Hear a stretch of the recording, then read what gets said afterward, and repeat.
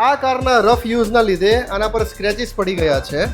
જ્યારે આવા કેસીસ બને છે ત્યારે હું પ્રિફર કરીશ કે વિડીયો બનાવીને એક અવેરનેસ સ્પ્રેડ કરવા માંગીએ છીએ કે જો આ કાર પર પીપીએફ ના કર્યું હોત તો આ બધા જ સ્ક્રેચીસ અંદર સુધી પેનિટ્રેટ થયા હોત.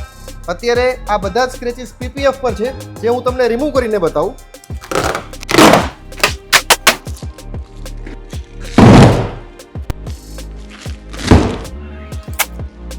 બધા જ સ્ક્રેચીસ પીપીએફ પર છે.